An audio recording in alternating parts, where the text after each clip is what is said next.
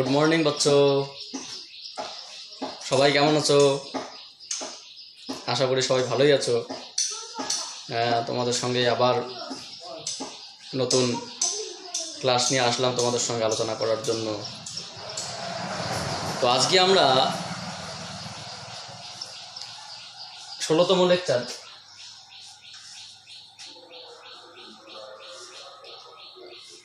আমরা গতদিন 15তম লেকচারের মধ্যে বিশেষ করে হাইড্রোজেন পরমাণুর ইলেকট্রনটি বিভিন্ন উদ্দীপ্ত শক্তিস্তর থেকে যখন ভূমিস্তরে আসে বা কে কক্ষপথে আসে, এল কক্ষপথে আসে, এম কক্ষপথে আসে, এন কক্ষপথে আসে, এইসব বিষয়ের উপর নির্ভর করে যে সমস্ত তরঙ্গ নির্গত হয় বা যে সমস্ত রেডিয়েশন বিকিরণ হয়, ইমিট করে, সেই সমস্ত রেডিয়েশনের বিভিন্ন পাল্লার তরঙ্গদৈর্ঘ্য আমরা গত ক্লাসে বের করেছিলাম। সেগুলোকে কতগুলো সিরিজ নাম দেওয়া হয়েছিল, মানে বিজ্ঞানীরা তাদের পরীক্ষার যে সফল করে যে সিরিজগুলো পেয়েছিল সেই সমস্ত সিরিজগুলো, যেমন Lyman, Balmer, Paschen, Brackett, Pfund and etcetera. আজকে আমরা বোর থিওরির প্রথমত আমরা দুটো জিনিস আগে দেখব। বোর থিওরির সাকসেস অ্যান্ড ফেইলুর, সফলতা এবং ব্যর্থতা। তার মানে আমরা যেটা এতদিন পড়ছিলাম যে বোর থিওরি এমন একটি মডেল পরমাণুর, যেটা দিয়ে পরমাণুর সব কিছুই পর্যালোচনা করা সম্ভব, কিন্তু তা নয়। তাই যদি হতো তাহলে আর পরমাণুকে নিয়ে পরবর্তীতে মানে হায়ার স্টাডিতে, যেটাকে বলা হয় হাই এনার্জি ফিজিক্সের আরও একটা পার্ট রয়েছে, এই যেটাকে হাই এনার্জি ফিজিক্স বলা হয়, যে হাই এনার্জি ফিজিক্স নিয়ে এমএসসি পিএইচডি আর হতো না, এবং সেটাও পরমাণুর মধ্যে আছে, যেটা 4-5 বছর পড়লে কোনো কিছুই বোঝা যাবে না। তো এরও একটা ফেইলুর আছে। আমরা জাস্ট ফেলটি দেখব, কোথায় ফেল করলো এবং পরবর্তীতে কারা সলভ করবে সেই সমস্ত একটু ধারণা আমরা দিতে পারি। আমরা সলভ করতে পারি না। তো বোর থিওরির সাকসেস আর ফেইলুর, তাহলে আমরা যদি বলতে পারি আজকের টপিকস শর্টলি আমরা দুটো টপিকস আলোচনা করব, success and failure of Bohr's theory.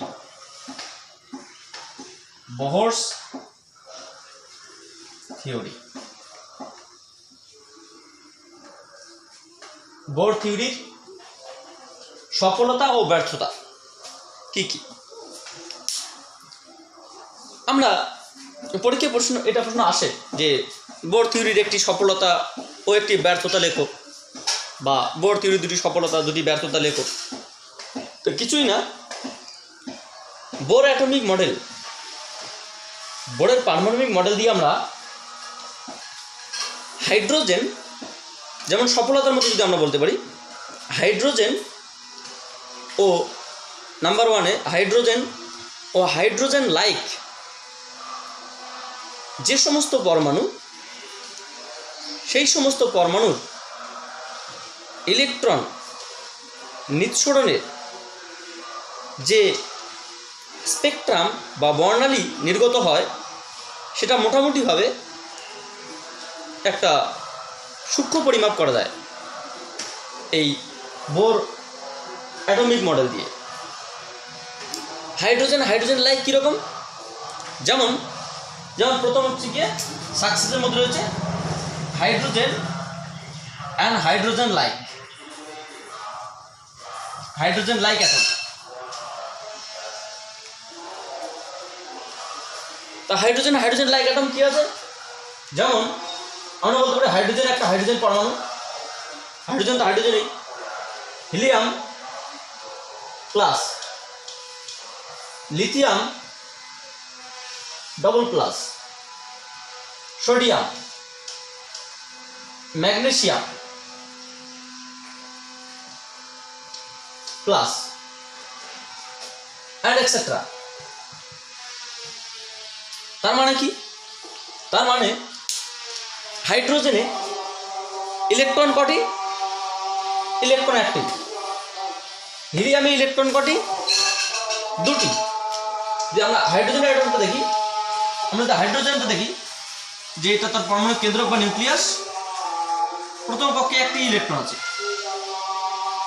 যদি আমরা এখানে পরমাণু নিউক্লিয়াস বলি, এটা হিলিয়াম, এখানে দুটি ইলেকট্রন আছে,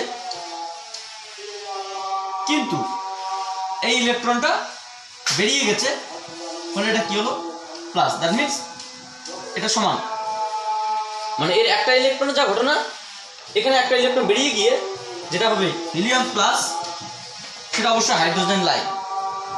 সেটা আমরা বলতে পারি মানে হাইড্রোজেন লাইক টাইপ, সমান না, কিন্তু ইলেকট্রনিক কনফিগারেশন দিক থেকে বলতে গেলে এ দুটি সমান। বলতে গেলে এটা পরমাণু নিউক্লিয়াস, প্রথম কক্ষে দুটি আছে, তারপরে কক্ষে একটি রয়েছে। তাহলে এটাও যদি বেরিয়ে যায়, এটাও যদি বেরিয়ে যায়, তাহলে দুটি ইলেকট্রন বেরিয়ে গেল। দুটি ইলেকট্রন বেরিয়ে গেলে এটা lithium double plus, that means hydrogen like. আচ্ছা, এটা বুঝলাম। সোডিয়াম, সোডিয়ামের ক্ষেত্রে কি হবে? সোডিয়ামের ক্ষেত্রে পরমাণু কেন্দ্রক বা প্রোটন, প্রথম কক্ষে দুটি ইলেকট্রন, দ্বিতীয় কক্ষে 8টি ইলেকট্রন, তৃতীয় কক্ষে একটি ইলেকট্রন। যখন আমরা সোডিয়াম, দ্যাট মিনস ক্ষার ধাতু, ক্ষার ধাতু করা আছে, যেমন hydrogen, lithium, sodium, potassium, rubidium, caesium, francium and etcetera. তো এগুলো এদেরকে বলা হয় ক্ষার ধাতু। এই সমস্ত ক্ষার ধাতুগুলো বোর থিওরি দিয়ে, with the help of Bohr atomic model, আমরা যে স্পেকট্রাম অ্যানালাইজ, সেই স্পেকট্রাম অ্যানালাইজগুলো মোটামুটিভাবে আমরা সূক্ষ্ম পরিমাপ করতে পারি। আর সত্যি কথা বলতে, এই যে এরা যে ক্ষার ধাতু, এই ক্ষার ধাতুর যে ধর্ম, এই ক্ষার ধাতুগুলো ধর্মগুলো মেইনলি এই স্পেকট্রাম অ্যানালাইসিসের মাধ্যমে সঠিক ব্যাখ্যা করা যায়, যে এদের মধ্যে সবাই একটা ক্ষার ধাতু শ্রেণী, এদেরকে স্পেকট্রাম অ্যানালাইজ করে দেওয়া যায়। আচ্ছা, এখানে আমরা কি করব? যে সোডিয়ামের মধ্যে 11টি ইলেকট্রন, তো এটা না হাইড্রোজেন হলো, এটা না হাইড্রোজেন হলো, এটা না হাইড্রোজেন হলো, ইলেকট্রন বের করে, তো এর তো 10টি ইলেকট্রন বের করতে হবে, তবেই তো হবে না।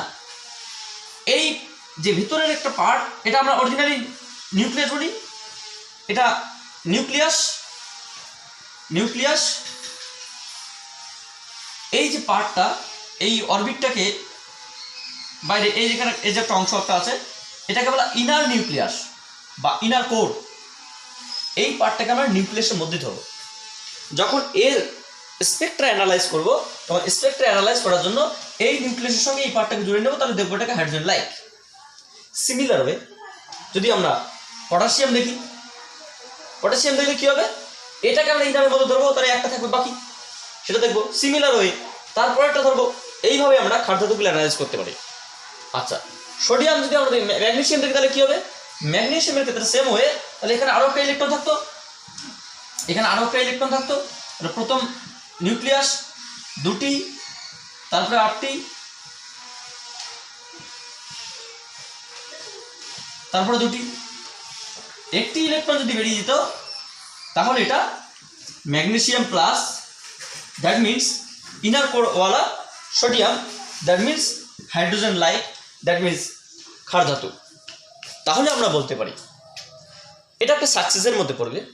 হাইড্রোজেন বা হাইড্রোজেন লাইক যে সমস্ত অ্যাটম আছে, স্পেশালি ক্ষার ধাতুগুলো বা কিছু সংখ্যক ধনাত্মক আয়ন বিশিষ্ট মৌল, যাদের যে স্পেকট্রা অ্যানালাইসিসগুলো আমরা সূক্ষ্মভাবে পরিমাপ করতে পারি। সো এটা একটা হচ্ছে গিয়ে বোর থিওরির একটা সাকসেস বা সফলতা। কিন্তু এখানে একটা ব্যাপার আছে।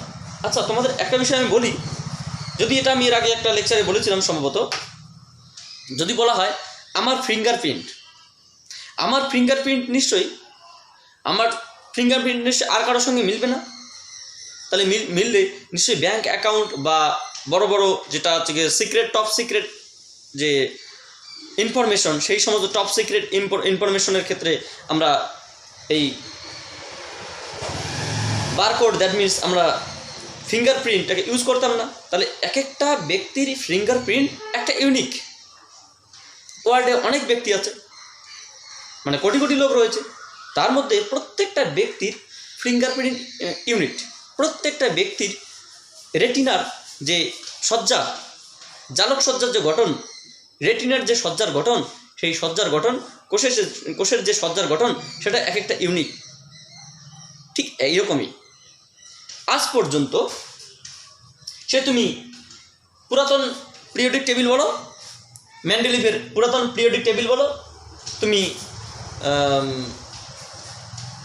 মোজলের মডার্ন পিরিয়ডিক টেবিলে বলো, বা তুমি ওয়ার্ল্ডের যে কোনো পিরিয়ডিক টেবিলে যে কোনো মৌলের ক্ষেত্রে বলো না কেন, সমস্ত মৌলের ক্ষেত্রে এই যদি স্পেকট্রা অ্যানালাইজ করা হয়, তাহলে স্পেকট্রা অ্যানালাইজার একটা এক্সপেরিমেন্ট, এই স্পেকট্রা অ্যানালাইসের মাধ্যমে আমরা কোনো একটি মৌলের যে গঠন, যে মৌলের ধর্ম, যে বৈশিষ্ট্য, যে চারিত্রিক নেচার, সেই সমস্ত বিষয়গুলো আমরা সূক্ষ্মভাবে পরিমাপ করতে পারি।